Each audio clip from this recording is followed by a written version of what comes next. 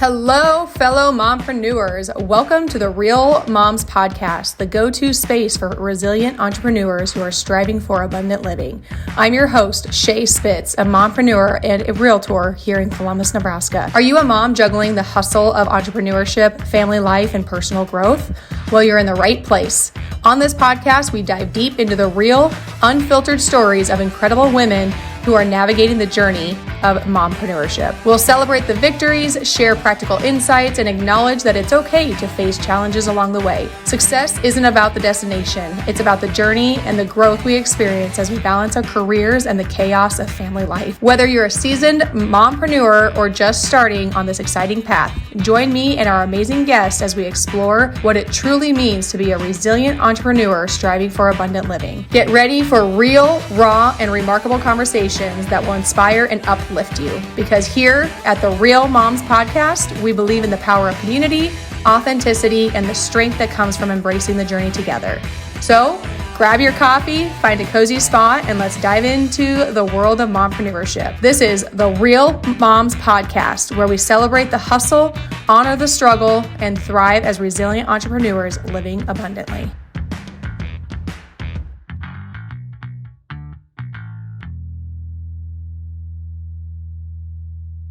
Today, we are switching things up a little bit on this episode, which I am super excited for. I have the pleasure of introducing Hilary Sire, who is the wife of an exceptionally brilliant mechanical engineer. She's a mom to 3 boys who are 15, 11, and 9. She is a graduate from the University of Nebraska with a degree in marketing. Hilary has over 24 years of retail experience, including multi-store management and 13 years as a boutique owner. We want to invite you to her shop, Dream, at 4161 Main Street in Roca, Nebraska. So a quote that I like to start every podcast off with a quote. And one of my quotes for today is, elevate your mind to elevate your world. So thank you so much, Hilary, for being here. And I truly appreciate you taking your time out of your busy schedule to be here with me. My UPS driver just showed up. Sorry. Yes. Always delivering packages, right? Yeah. Lots of new stuff coming into the shop this week. So come on, see us. But first of all, I want to say thank you so much for inviting me onto this podcast. This is actually my first podcast. So we're doing a lot of new things this year. I'm excited for this. So thank you. Yeah, absolutely. It's a way to get your information out there, but then also, and just sharing all of your information, because you have a pretty big following on social media, I noticed. Yeah, it's pretty decent. Yeah, it's like a full-time job. No, it is.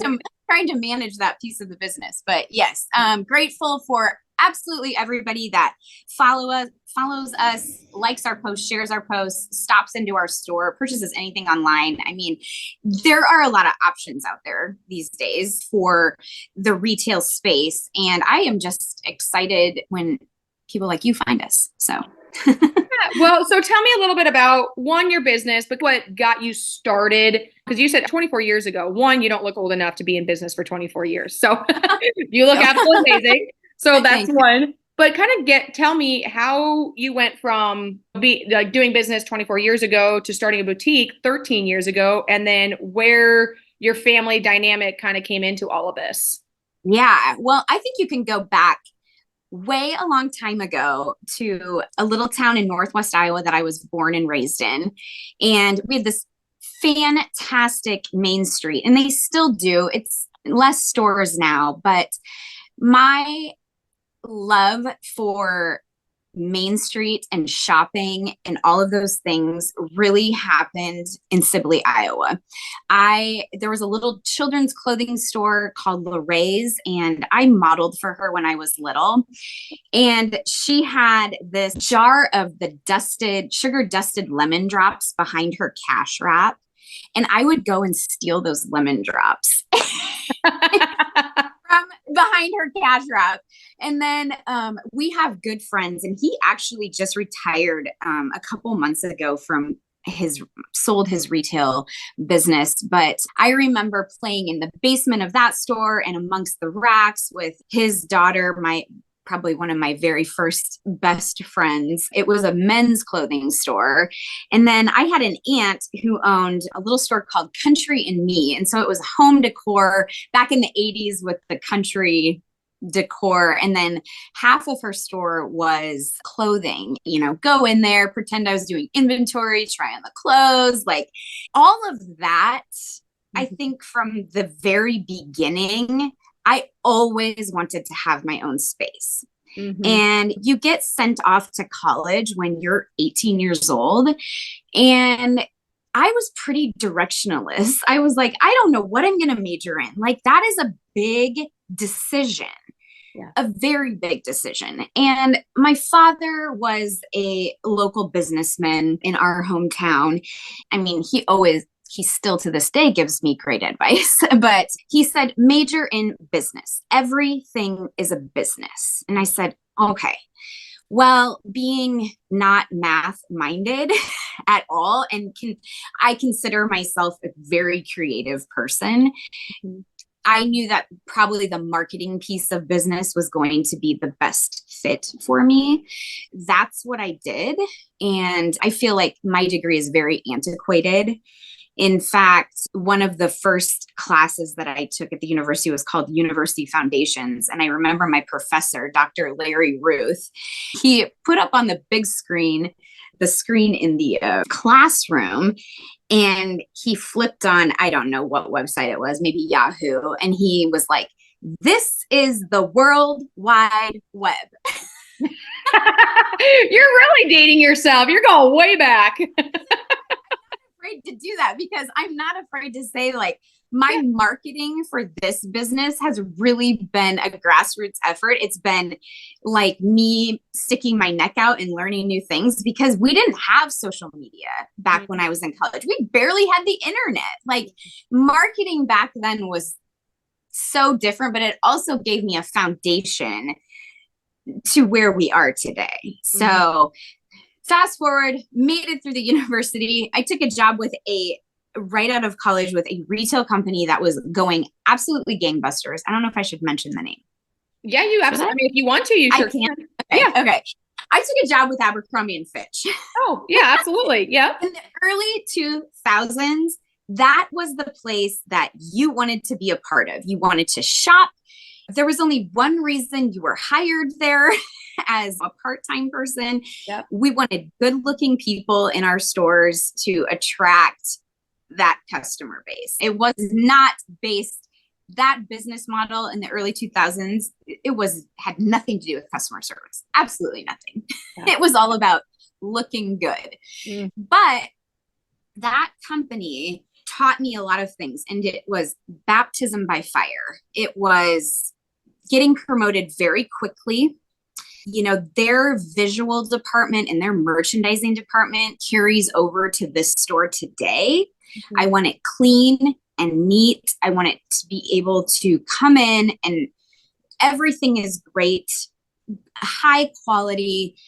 We re-merchandise weekly because moving things around catches the customer different things. And so really, I am a stickler for the way the store looks and the way it's merchandised. And that perfectionism came from that company. I flipped over to the Hollister side to become a district manager with them.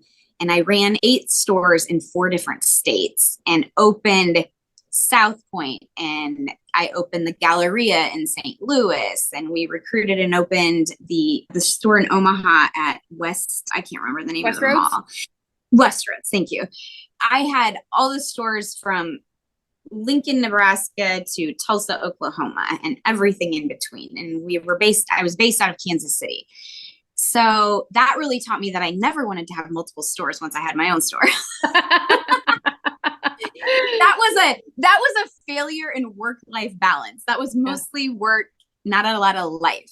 So yeah, I started this business when my oldest son was 18 months old. And so you were doing all of those other things when you got married, you were pregnant. I mean, right? We moved back to Lincoln and took a job. I took a job with Barnes and Noble as a community relations manager. And I loved that job. I loved that company. I love to read. And it really was a networking job because I did all the outside sales with schools and libraries and nonprofits. And to this day, some of those clients that were my book clients come in here and shop, or I'll see them on the street, or we'll go somewhere. And my husband's like, how do you know all these people? Yeah. Yeah. And because it was a giant networking position, you know, I just met a ton of those people. And so I did that. I worked for them when we moved back to Lincoln, but the cost of daycare after I had 2 children, I was like, I'm not doing this anymore. We're going to pull it back because you won't do more important work than what lies within the walls of your house. And so we're pulling it back. We're not driving new cars. We had a nice house, but it wasn't anything extravagant, you know. But I grew up with a mom who stayed at home and ran an alterations business out of our house. So to me, that seemed right to pull that back. And I started Whimsy and Rye. That's how we started when my oldest was 18 months old. And it started with a purchase of a 1960s Elna sewing machine. Well, what's your son's name? Because you said that that's the name of the My son's name is Ryland. We call him, his nickname, one of his nicknames is Rye. Yep. So I don't know where the whimsy came from. A lot of good ideas come, you know, to my head in the shower at 3 a.m. in the morning. That's the mindset of an entrepreneur, 100%. So nursing your child, I don't know, whatever. Yeah. But, so my mom is an incredibly talented seamstress. I mean, this woman can look at a garment and just like remake it, and it's amazing. She altered my wedding dress. She does prom dresses. Like, it's crazy what she can do. So she came down for a weekend and gave me a crash course, and it was enough for me to get started in making the baby blankets and the burp cloths and appliquing the onesies and making little hats and hair bows and all the things for babies, because I was in baby land, right? So we did that. We had a little Etsy shop. I'd take orders over my little Facebook page. We did all of those things. And then about 4, maybe 5 years into it, I had a friend come to me with a black, I don't know, plain t-shirt from the Gap. And she's like, I'm going to a Nebraska football game. Could you like stitch the state of Nebraska on this with some fun fabric? So I did that for her. I really liked the way it turned out. So I was like, kind of got my wheels spinning. I was like, maybe we could do some of those things for women, some t-shirts, some sweatshirts, some tank tops. At that time, that stuff really wasn't around. I mean, nobody was really doing it. Now there's a lot of people that do that, and that's great and that's good. Then fast forward a few years later, we moved out to our house that we currently live in, which is on an acreage outside of Lincoln. And I had women shopping in my basement, and I was doing pop-ups. And I thought, well, if they're driving all the way out here, I really want to create more of a whole outfit shopping experience. Yeah. So that's when we added the denim and the vests and the flannels and the sweaters and the camis and a little bit of jewelry so that they could leave with a full outfit. Then my oldest came to me in, 2020, because all of the handmade garments had Whimsy and Rye, a label stitched on the bottom hem of the garment. It's a marketing piece, right? You got to have your brand name out there. Yes. He came to me, and he's in middle school, and he's like, Mom, I really just don't like the fact that the girls have my name on their shirts. Can you please take my name out of your business? Mm-hmm. And my other 2 were starting to question, like, where are our names too? I was like, yes, we can do that. We can do that. And so we had an opportunity to rebrand late 2020, heading into 2021. We sent our youngest up to kindergarten, and I was like, okay, rebrand. We need to get this business out of the basement, out of my sight line, because, you know, you go downstairs and then it's just, you're always in it and you're always working. And I was like, I need some separation between all of that. And we rebranded, and we found this amazing little building in Roca, Nebraska, built in 1879. It's the oldest building in Roca. Originally a blacksmith shop. It's been a lot of things, but that's brought us to where we are today. We are a women's boutique. We are centered on elevating your style. Right now, our store is leaning pretty hard into the neutrals, but we've got some really quality pieces. I recently trained with Prism 12, so I'll be offering color analysis in the 12 tonal seasonal, probably starting I don't know, May-ish timeframe. I'm gonna give myself a little time to catapult into that. But and what exactly is that for those who don't know? Yeah, so there's several color analysis systems. There's traditional 4 seasons that they'll put you into, like winter, summer. Yes. This is a 12 season analysis that gets you more exact, works on all 3 dimensions of color. So the hue, the value, and the chroma to get you more. So it's still going to put you into, winter, summer, spring, autumn, but it's going to give you a sub season within that. Yeah, I'm excited to offer that experience to my clients because I know personally that it's like life-changing as far as making shopping easier and all of that. So I want to go back a little bit because here on the podcast, obviously, we're focusing on women entrepreneurs who are moms. So yes, obviously you've had a huge transformation with your business, but I want to understand and know how you were able. I like how you said you had it in your basement and you needed that separation. I'm assuming you needed that separation because more for your family, not just your peace of mind and yourself, but also for your family. 100%. 100%. I mean, I want my boys to see me working in that hard work. That's part of being successful, but you have to separate that. I'd go down to the basement and I'd go into my little room and either I'm like, oh, I could do this and this. And it's like, no, I'm not doing that right now. We have to get this out of the sight line, off your mind a little bit. You have to have you have to pull back from that. You can't always be working. I mean, that's not fair to them either. They don't want a mom that's always working and always stressed. I know. I know. And so where was that pivotal point for you? Where was that moment where you were like, I love what I do? And because when people who do work a 9-to-5 job, when they leave, they can leave. Their mind's usually not there. Not always, but most of the time you can separate yourself. But I find that entrepreneurs, you're constantly thinking about it. So where was that pivotal point for you when you realized, hey, I need to make a change and separate my business from my personal life? I think shortly after I had our 3rd boy, I was feeling so overwhelmed because I was staying at home. And so I'm always in the mom thing, always, always, always. And there's no separation from, I don't ask for a lot of separation from that, but you have to balance that too. So I was feeling very overwhelmed. So I actually shut down my Etsy shop for a long time after he was born. Oh, wow.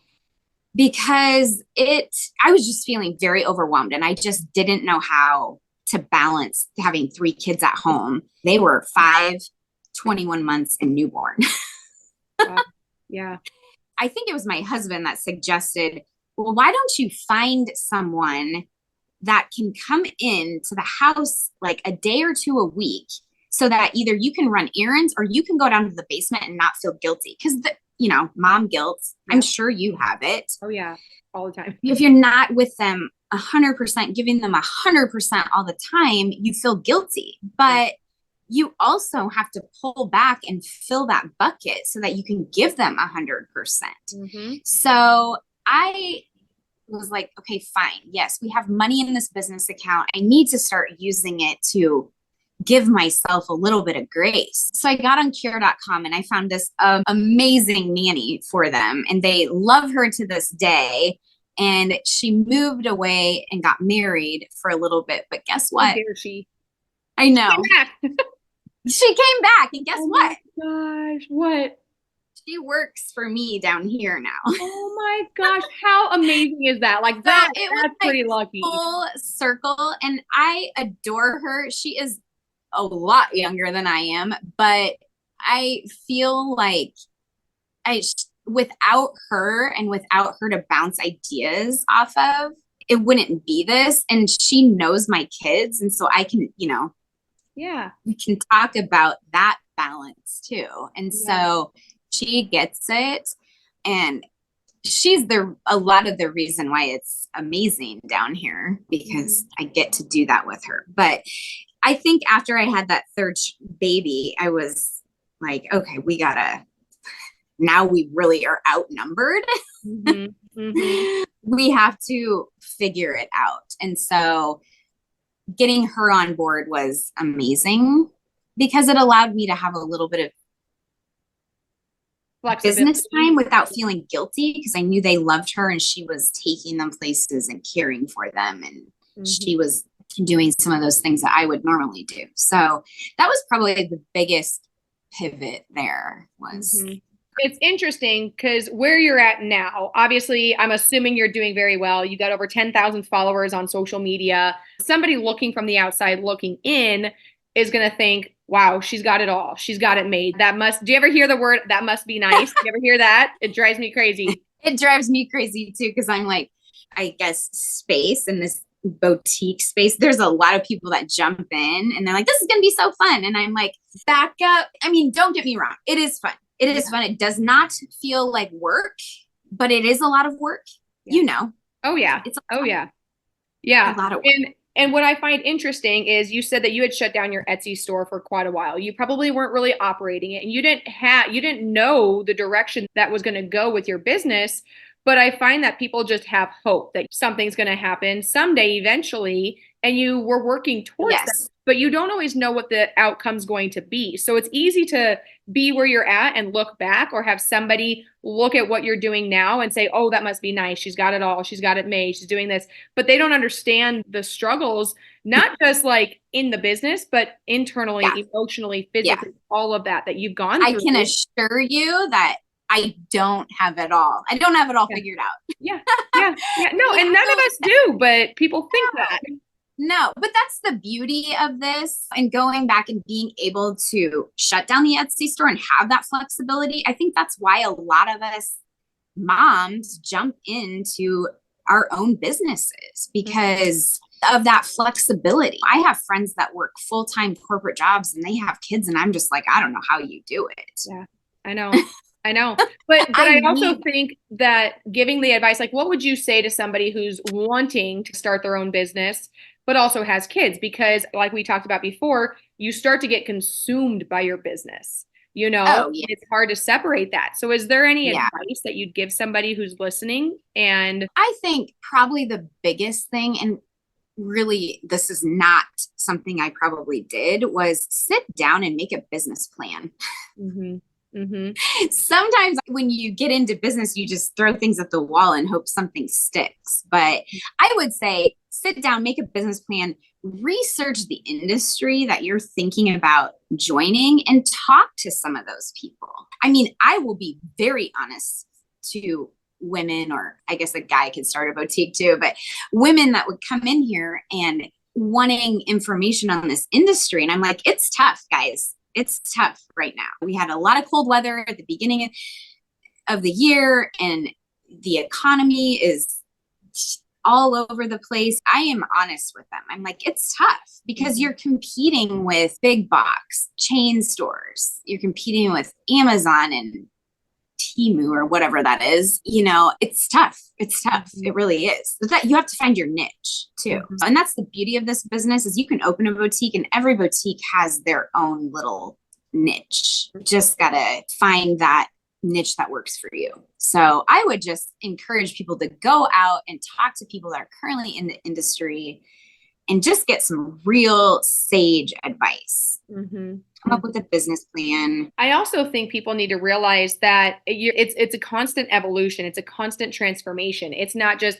hey, this is my business and it's going to be smooth sailing from here on out. I mean, every season, every year comes with new challenges and things that you've had to adapt to. So I noticed that on your website, you do packages. You'll have to explain to me a little bit about it. I saw something about, first of all, happy birthday. I noticed that you had a birthday here recently. So happy birthday, but you did like birthday packages. You have like a April package. And I'm sure that's something that probably wasn't in your business plan or in your plan initially when you first got started, but you've had to adapt. I'm sure COVID had a big deal with that. So kind of tell me what those boxes are about and how did they come about? Yeah. So this year I told Megan, and I also have another darling young girl that works down here, Chloe.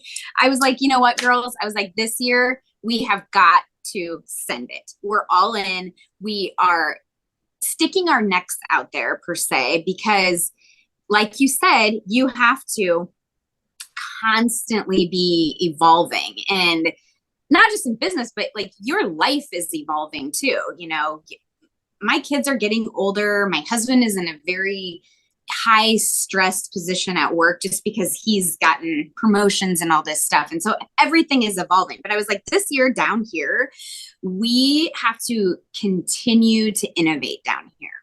To keep it fresh. And so one of those things is our boutique box. So we roll that out on the 15th of every month. And it's a box that's hand curated by us. The initial box in February had some things that I had made, and the March box as well had like a St. Patrick's Day theme. So it had a St. Patrick's Day sweatshirt. This particular box is in April, is all centered around the spring season. So if you've had your colors done, it's going to be colors that complement that season. But it's a whole outfit with accessories. It's the individual pieces are not sold in the store individually. If you want them, you have to buy the whole box. So it's something that actually a gal that I went to college with, we lived on the same floor. She is now a client of mine, and she gave me the idea. So amazing. I think you have to listen. Obviously, you have to listen to your clients too and get to know them. And that's a big part of this business. Is we're never going to be the store that sees 50 people a day. I'm just not. I mean, I'm in a small town outside of Lincoln, but you got to get to know every single person that walks into your door, because it makes you a better buyer, a better business owner. And when you can create those relationships, that's a game changer. So I'll give her a shout out. I don't know. She'll probably listen to this. Hey, Kay, thanks. Does she know that she gave you the idea? Oh, yes. Yes. Because when I launched the first box, I gave the backstory on it. I was like, I have this customer turned friend, and we went to college together. And it's like, it's bizarre how things come full circle in your adult life. Oh yeah. You know what? One of my favorite quotes is, "You can't connect the dots moving forward, but you can connect them moving or looking backward." And because you never know why something's happening, but there's always a reason for it, good or bad. There's always the trajectory that you have to follow. That when things happen, you have to go with the flow. And you never know if it's the right thing or not, which is kind of unsettling. But I think where people take risks and take chances, that's where the success comes from. Because so many people are hesitant to do these things because of the unknown. And that's all entrepreneurship is, unknown. It really is. So you're part of the send it quote. When I got asked to do this, I was like, yeah, we're going to do this. We're going to get on this podcast. Yes. You know, I got asked to be a part of this color analysis company, and I was like, yes, I'm going to do that too. So if you don't take those risks, you'll look back and be like, what if I would have taken that risk? Like my husband today, he's like, I don't know why you're doing that podcast. I would never do something like that. Most men probably wouldn't. Like you and I are opposites. So it's fine. It's fine. That's something you wouldn't do. Yeah. And honestly, even if something doesn't go anywhere, it's like, hey, I learned something. Like there is something to be learned, even out of failures. Every failure, because you don't learn from your successes, you learn from your failures. And in 13 years, there's been a lot of failures. Way more failures than there are successes. There has to be. Now, this podcast is not going to be a failure. This is going to be a win for sure. Good. Because I'm sure they'll probably gain a client, because I was telling you before off the show that my style is awful. It is. Oh my gosh. Get in here, girl. That sweater is darling. Because somebody told me to buy it. So I was like, all right. That's what I did. You know, that's what we're here for too. No, that is awesome. But so where are you now, and where do you see your business going? Oh my gosh. Well, I hope we're still here in 13 years. I don't know. I think about that because we had good family friends that I told you about, and he just sold his retail business and retired this year. And I'm like, what is the long-term down here? I think once it starts feeling like work, then we're just going to continue. I don't think there's anything better to be than yourself. And so we are just going to continue to bring these elevated styles and all the things that we love into this store, and that we can speak to highly speak of, that, if we love them, we're not going to have you put something in your closet that we don't love. Yeah. So yeah, I don't,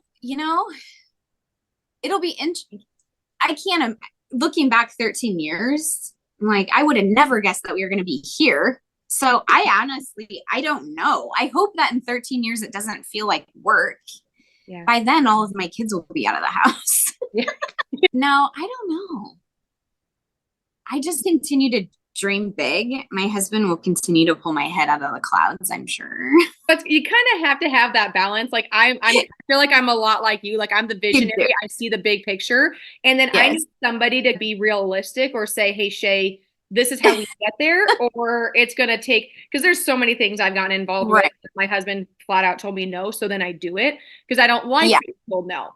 And you and I are the same in that regard. Literally. So we have an Airbnb. It was an old church that we converted into an Airbnb. But when I brought my husband, because I had this idea, he flat out told me no. He's like, we're not doing this. It's going to be too much work. And looking back, knowing now what I knew, or if I knew what it was going to take to get it to where it was, the cost, but the mental stress that we went through, we had to hire attorneys, all these things, I probably wouldn't have done it, but I don't regret it because it's doing great now. But going back, so when we looked at it, he's like, Shae, no, we're not doing this. I'm like, okay. So what did I do? I made an offer. So I'm a real estate agent, so I can do that without all of that. So I made an offer, and our offer was accepted 2 days later. And that is when I told him, and it was actually on April 1st, 3 years ago. So when I told him our offer was accepted, he thought I was joking. Yeah, April Fools. Yeah, he's like, what do you mean? And I said, well, our offer was accepted. He's like, on what? And I said, that church. He goes, you didn't. Like, oh, I did. Here we go. And it is doing very well now, but it was a lot. Awesome. I couldn't have done it without him, because he's like, bring it back to reality. He did the digging into the things that people were coming after us for, all of that. So without him, the mental support, the emotional support, it would have been so much harder. Yeah. And 100% down here too, because, Brandon is an engineer, so he's all numbers. And I hate that part. I mean, he does the book work and all of the really fun stuff down here. Without him, I couldn't do it. But also, I couldn't do it without him because when I'm not at home, he is, so this balancing act that we have together, I just couldn't do it without him. Yeah. There's no way. You need somebody to believe in your dreams. And he does, even though he likes to put me back into reality a little bit here and there, but he's the one really that's like, yeah, let's do it. Let's rent this store. Let's paint the walls. Let's fix the drywall, whatever. Yeah. You can't do it without a spouse that is all in as well. Yeah. And unfortunately, there are some people, some moms, whether they're single or they don't have a husband who's on board. But so really the most important person that needs to believe is yourself. And the more you believe, the more other people will believe and start seeing that vision. And fortunately for you and I, we've always had husbands who have been supportive, at least. And I mean, I'm not going to lie. My husband has said, hey, Shae, was that a good idea? Probably not, but I'm going to try it. We're going to give it a whirl. Because I find that, one of my favorite quotes is get comfortable being uncomfortable. And I have found that when I start getting really comfortable with what I'm doing in business and life or whatever, I need to do something that's going to push me outside that comfort zone. And one of the things that I did for my physical health and mental health was 75 hard last year. And literally, that is tough. But without him, I would not have been able to do it, because the second outdoor workout was always the hardest. And we live in Nebraska, so the weather's not the greatest. I remember last year, and I did it December 28th until March 15th. It was the worst time you could do it. I don't know why. I woke up on the 28th. I'm like, hey, I'm going to do this. But without him, I know I would not have been able to succeed. I made a big switch in my business on day 70. And if it was not for him, I would have given up. It was like 11:30 at night, and I still had to do my second workout and read. And I was mentally drained. I was checked out because it was an emotional day. And he said, Shae, you're going to get your ass together and you're going to go downstairs. You're going to work out and then you're going to go read and you're not coming to bed until you do that. And I was like, okay. Okay. So it was like 1 o'clock in the morning when I finally went to bed, but I am so grateful that he pushed me to do that because, 70 days into it and just to give up like that, I would have kicked myself. I would have. Oh, you totally would have. Yeah. Yeah. Yeah. So it's just, you do need that support. And if you don't have it, you do want to continue to believe in yourself and then others will follow suit. Yes. Yes, absolutely. And one of my favorite quotes, my daughter is a huge Taylor Swift fan, but I read one of her quotes one time. It was, happiness and confidence are the prettiest things you can wear. And I think I can see confidence in you and happiness. And so when people see that, they're attracted to it. And so it's very admirable. And if confidence and happiness is something that we can promote or help people, especially moms, entrepreneurs, get to that level, I want to see that. Moms have their own identity. I want to see moms have their own life outside their children, though, too, even though children are important and outside their relationship, too. And I would say, we really didn't touch on this a lot, but I guess let's go back to your relationship with your husband. Was there ever a time where there was a lot of tension, maybe between you guys when you were trying to grow your business, or maybe you were spending too much time in your business? Was there ever any time where he was like, hey, yeah, I think that tension kind of ebbs and flows to this day. Mm-hmm. Yeah. Unfortunately, fortunately, however you want to look at it. But, he is the CFO of his company. He's the head mechanical engineer, and he's a principal. So he's one of the owners at his company. Mm-hmm. So I feel like I have to have a supporting role in that to be able to let him have this big career. Mm-hmm. And on the flip side of that, I think he sees, okay, she's doing this, so I have to give her that same supporting role. But yeah, when it's busy down here and he's busy there, and it's like, yeah, sometimes it's an interesting dynamic. And so I try to do as much stuff at home that I can, so it takes that off of his plate. Mm-hmm. And then we've got kids' schedules to balance, and store hours and store events and all this stuff. And so sometimes he's like, you know what, don't worry about this game tonight, just do your event or whatever. So I think he recognizes that a little bit more now that we're into it this far. Yeah. We try to take like days that we just go and do something together. Yeah. Without the boys. I mean, it could be something similar. We have this amazing little winery that's right down here by our shop. And, we'll do that, or we'll just go out for lunch or whatever. It doesn't have to be a lot of time, but it's time for us to rebalance that. Mm-hmm. Yeah. And I think that's so important. And I think I'll share a little bit for me. So when I got into real estate, I was always picking up the kids and always dropping off the kids. I was handling everything. Doing all the appointments. Yeah. I think that's just the mom role. That's where the nurturers, and even to this day, appointments and stuff, but he's really stepped in. But when I made that switch, it was a huge adjustment for us. Huge. Because then I became like more on my phone and more in the office. This was before everything became so electronic. But so we had that big, I want to say disconnect. We had 2 little ones, just had another one. And then fast forward, when he got his real estate license, we went through that again. So there's a lot more changes and adapting and tension or disagreement, whatever it might be. And then I made a change again last year. So it's not just an evolution or a transformation for your business, but also your relationship. And I think people need to recognize that and understand that and be willing to power through it. But communication is key. Like you have to talk about it. Yeah. And also I think too, behind every small business, there is a family that is powering it. I mean, my oldest will watch the younger boys in the summertime while I'm down here, but sometimes I bring them down here to help me do little tasks in the store. They're most fascinated with bringing down a frozen pizza and cooking it in the double oven that I have in my dressing. Whatever. But yeah, I just feel like people need to realize that there's families behind these businesses, and we're not buying yachts, and we're not going, we don't live in this lavish house. Like we want to give our sons that work ethic.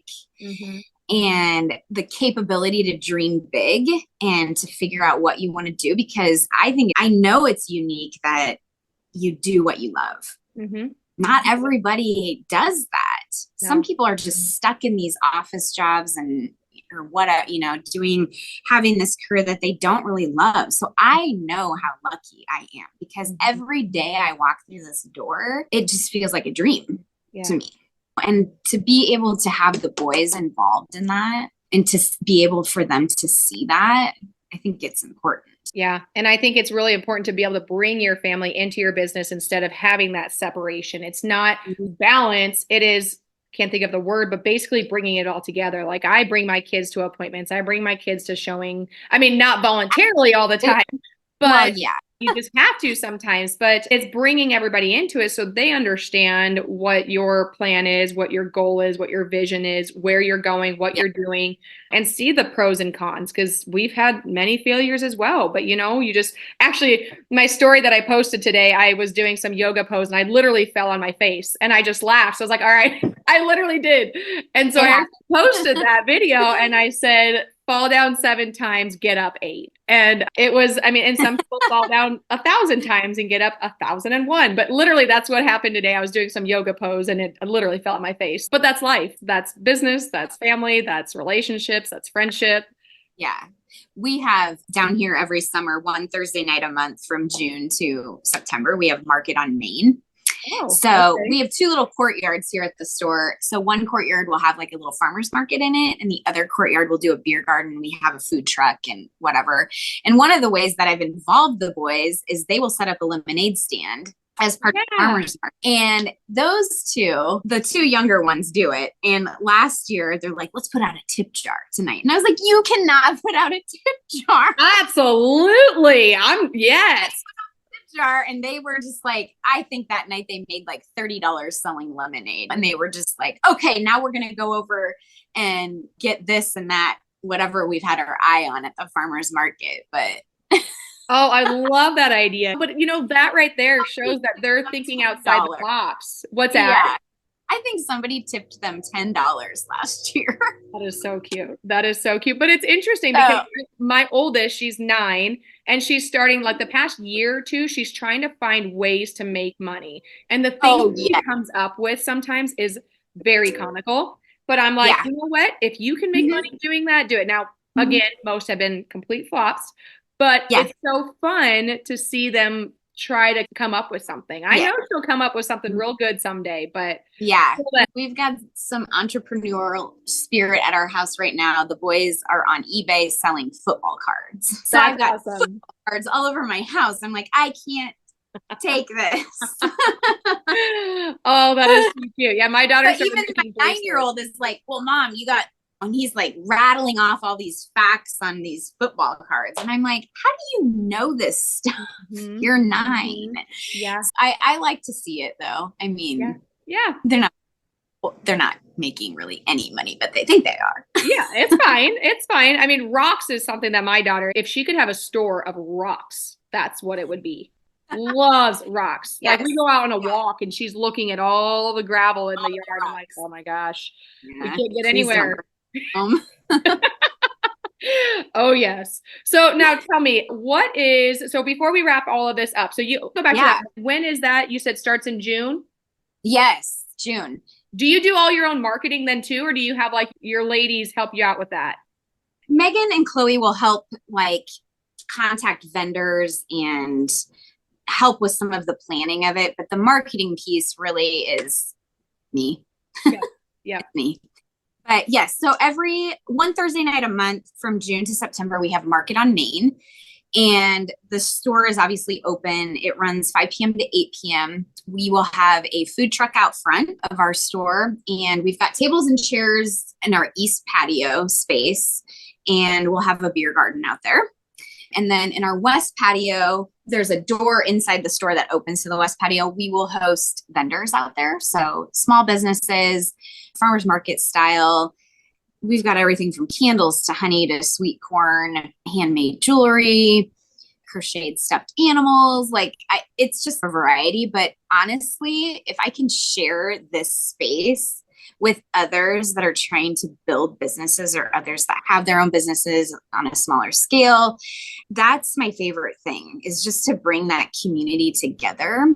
And those events they're our favorites, I would say, because I thrive in the summer. Let's get real. But the weather, and it's just a whole community effort, and it's all local food. We've got the Roca Tavern is right down the block, and they'll sell the beer here in our courtyard. And it's just such a feel good event, just to be able to come together and to provide that space. I don't charge the vendors to be here. That's amazing. So it's a way that I can pay it forward. Yeah. That's one of the ways. I mean, I know those vendor fees add up just from my own experience. Have you ever thought about letting people sell within your store or rent out a space and do things like that? Yeah. So Chloe actually is in here permanently. She owns 402 Links Permanent Jewelry. Oh, nice. Okay. And she's also a college student, and she works at a chiropractic office. Like, this girl she's amazing. I love to see her business kind of flourish. But she takes appointments down here. When she works down here, if somebody wants to get linked while they shop, she'll do that too. But she is in here. When I first opened, I did dabble a little bit in having some local vendors in here. So we did carry like some soaps and lotions and some jewelry that was local, and I'm trying to think what else we had. And I would be open to that again. We had some local candles in here over the holiday season. So I think if we can do that seasonally with some things and get some unique product lines in here, I'm definitely open to that, as long as they fit I'm looking for a certain aesthetic too. But yeah, I love having Chloe down here. And once again, it's like a full circle moment. When we lived in Lincoln, she was a little girl. She was a toddler, and we shared a backyard. Like, she was my backyard neighbor. What a small world. Yeah. Full circle, and you never think I'm going to hire that toddler someday. Yeah, I know. And now she's in here, and I'm older than her mom. So I could be her mom. But yeah, she's in here. But I just love sharing the space with others that have the same dreams that I do. So in the summertime, they're just fantastic events. Yeah, that sounds like fun. A lot of fun. And I'm looking forward to the warm weather. So yes, I would agree. So before we wrap it up, what is maybe one piece of advice you could give somebody, especially a mom or a new mom, that would maybe something that you wish you would have known when you got into this? So many things. Oh my gosh, this is a loaded question. Or do you have a favorite quote that you kind of live by, or anything else that you just want to throw out there before we wrap everything up? Yeah, for someone that is considering this, I would first say, you know what, do it. Just do it. Because you only get one chance at this life. And I feel like we should all be running with our hair on fire to what we are dreaming about. Don't do it alone. You're not in this alone. Don't do it alone. You got a supportive spouse or parents, or, involve your kids in it. Hire that nanny. If you have younger kids and you're trying to do it, hire the nanny. Like, just reach out to other business owners. I mean, I feel like we're all on this island. Like, we all feel like we're on this island alone, but we're not. I'm so appreciative that you reached out to me to do this, because I feel once you start talking to people in your industry or other moms who are entrepreneurs, what have you, that you have a lot in common, and a lot of advice you can give, and a lot of things you can take away from each other. And I think we need to stop competing with each other, and we need to start collaborating. Yeah. Because as individuals, we're powerful, but together, I think we can make an impact. So I think that's the biggest thing, is collaborate. Talk to people. Brainstorm ideas. So that's kind of why I started this. It's Real Moms Community. So not just the podcast, but the community. So we get together every other Tuesday from 12 to 1:30. I'm trying to figure out a way where we can Zoom it, where we can have people virtually join in, which would work in some cases, but ultimately I like getting together in person where we can all collaborate and bounce ideas off of each other, because like you said, we feel like we're on an island, and it definitely feels that way. But when you start realizing there's so many other mompreneurs who are feeling and thinking the same way that you do, you're like, holy moly, like there is that, those are my people. Like that is, you're like, did we just become best friends? Yeah, it really is, because but I think we all feel so isolated because, you know, I'm not going out to the bars and hanging out and going and doing all the things that most people do. I'm usually at home and I like my own stuff and I like working on my things and my kids. So then you do feel super isolated, but there's such a bigger world out there when it comes to mompreneurs that I want to see mompreneurs just dominate this world. So we can do it. We got this. We do. Well, thank you so much for being on the podcast. Yes, where can people go to your store, or online and in person? Yes, you can find our brick and mortar store at 4161 Main Street, Roca, Nebraska. You can find us online at hilary-co.com, and my name only has one L in it. So if you're looking for us online, you can follow us on social media. We're on Facebook and Instagram, Hilary and Company. And I'd be delighted to see people on Main Street. I'd love to show you around the building and get some good things in your closet for spring and summer. So that is awesome. Can they call you at all? Oh, yeah. Yes. Call me with questions. And what's your phone number? 402-525-1267. Awesome. Well, thank you so much, Hilary, for being on today. And I truly appreciate your time. Thank you. Have a great rest of your week. I will. And that wraps up another inspiring episode of the Real Moms Podcast. A huge thank you to our incredible guests for sharing their story and insights today. If you found value in today's conversation, don't forget to hit that subscribe button so you never miss an episode. And hey, sharing is caring, right? Share this podcast with your fellow mompreneurs, friends, and anyone who you feel could use a dose of inspiration. Share it on your social media as well.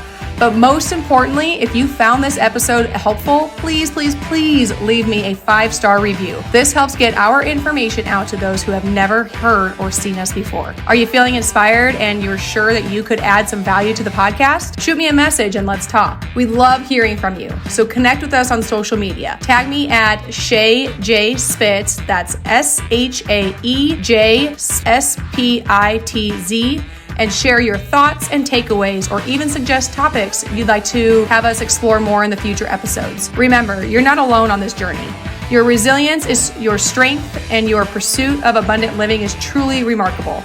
As always, keep thriving, keep growing, and keep embracing the beautiful chaos of being a mompreneur. Until next time, take care, stay real, and keep living abundantly.